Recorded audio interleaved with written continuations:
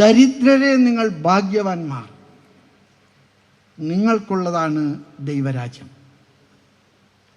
ഈ ദാരിദ്ര്യത്തിൻ്റെ അരൂപി സഭയിൽ നിന്ന് എന്നൊക്കെയാണോ നഷ്ടപ്പെട്ടു പോകുന്നത്, എന്നൊക്കെയാണോ നമ്മുടെ ക്രൈസ്തവ ജീവിതത്തിൽ നഷ്ടപ്പെട്ടു പോകുന്നത്, അന്ന് സഭയുടെ മുഖച്ഛായ വികൃതമാണെന്ന് ഞാൻ വിശ്വസിക്കുന്നു. ഞാൻ തൃശ്ശൂർ രൂപതയിലെ ഒരച്ഛനായിരുന്നു, അവിടുത്തെ സഹായമെത്രാനായിരുന്നു. ഞാൻ അവിടെ നിന്നാണ് ഈ മിഷനിലേക്ക് പോയത്. ഒന്നുമില്ലാത്തൊരു മിഷനാണ്, കഷ്ടപ്പാടുകളാണ്, ഒരുപാട് ആളുകളുടെ മുമ്പിൽ തെണ്ടിപ്പറക്കിയാണ് കാര്യങ്ങളൊക്കെ നടത്തുന്നത്. എനിക്കങ്ങനെ ഒരു ഇൻകം ജനറേറ്റിംഗ് ആയിട്ടുള്ള സ്ഥാപനങ്ങളൊന്നുമില്ല, ജനങ്ങളുടെ ഔദാര്യം മാത്രം വെച്ച് നടക്കുന്നതാണ്. ഞാൻ ഈ തൃശ്ശൂരിലൊക്കെ വരുമ്പോൾ എൻ്റെ മനസ്സിൽ തോന്നിയിട്ടുള്ളൊരു ചിന്തയുണ്ട്. നമ്മൾ പള്ളിപ്പണിക്കും മേട നിർമ്മാണത്തിനും മഠങ്ങളുടെ പണികൾക്കും ഒക്കെ ചെയ്യുന്ന ചിലവുകൾ ആത്മശോധന ചെയ്യണം. നമ്മൾ ആത്മശോധന ചെയ്യണം. ദരിദ്രരെ നിങ്ങൾ ഭാഗ്യവാന്മാർ. ഇത് പീഠത്തിൽ നിന്ന് ഞാൻ നിങ്ങളോട് പ്രസംഗിക്കുമ്പോൾ, ഈ പീഠത്തിൽ നിന്ന് പ്രസംഗിക്കുന്ന വചനങ്ങൾ നിങ്ങളെ സ്വാധീനിക്കണമെങ്കിൽ, നിങ്ങളെ അത് ബലപ്രയോഗിക്കണമെങ്കിൽ, നിങ്ങളുടെ മേലത് ബലം പ്രയോഗിക്കണമെങ്കിൽ നമ്മുടെ ജീവിതത്തിലെ വിപ്ലവാത്മകമായിട്ടുള്ള ചില നിലപാടുകളുണ്ട്. ഞാൻ ചിലപ്പോഴൊക്കെ വിചാരിക്കാറുണ്ട്, ഞാനൊരു മേൽപ്പട്ടക്കാരൻ നിലയ്ക്ക് നമ്മൾ അച്ഛന്മാരൊരു പള്ളിയിൽ ചെന്നിട്ട് നടത്തുന്ന പുരോഗതി ഉണ്ടല്ലോ, എന്താ നമ്മൾ ആ പുരോഗതിയെ കാണുന്നത്? ഒരച്ഛൻ ഒരു പള്ളിയെ ചെന്നിട്ട് ആ പള്ളി പുതുക്കി പണിതു, ആ പള്ളി വലുതാക്കി പണിതു, മേട കുറേ കൂടെ സൗകര്യമുള്ളതാക്കി, വലിയ സൗകര്യങ്ങൾ വരുത്തി.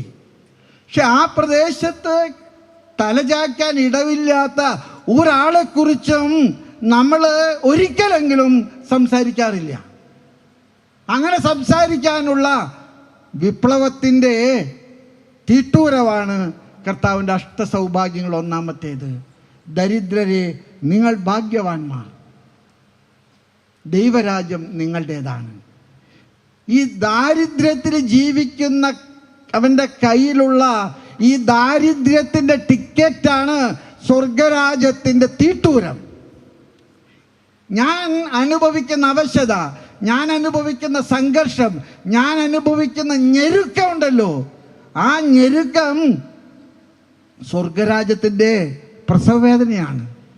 അത് സ്വർഗരാജ്യത്തിൻ്റെ പ്രസവവേദനയാണ്. അതുകൊണ്ട് നമുക്ക് കുറേ കൂടെ ദാരിദ്ര്യത്തിൻ്റെ ഒരു നിലപാടിൽ വളരാനും അത് നമ്മുടെ ജീവിതത്തിന് ചുറ്റും പ്രകടിപ്പിക്കാനൊക്കെ നമുക്ക് കഴിയട്ടെ. നമ്മുടെ പള്ളികൾ, നമ്മുടെ പള്ളിമേടകൾ, നമ്മുടെ ബിഷപ്സ് ഹൗസുകൾ, നമ്മുടെ എല്ലാ സംവിധാനങ്ങൾ, ഇവിടെയെല്ലാം തന്നെ കർത്താവിൻ്റെ ഞെരുക്കത്തിൻ്റെ ഒരു സുവിശേഷം, ഞെരുക്കത്തിൻ്റെ ഒരു സുവിശേഷം അത് ഉണ്ടാകാനായിട്ട്, അതാണ് എനിക്ക് തോന്നുന്നത് നമ്മുടെ ഭാരതീയ ദർശനത്തിലെ മഹാത്മാഗാന്ധിജിയും ടാഗോറും എല്ലാം സുവിശേഷത്തിൽ കാണാതെ പഠിച്ച ഒരേ ഒരു ഭാഗ്യം ഈ അഷ്ടസൗഭാഗ്യങ്ങളാണ്. മഹാത്മാഗാന്ധിജി പറയുന്നുണ്ട്, അഷ്ടസൗഭാഗ്യങ്ങളാണ് മനുഷ്യൻ്റെ പൗരത്വത്തിൻ്റെ ഭരണഘടന.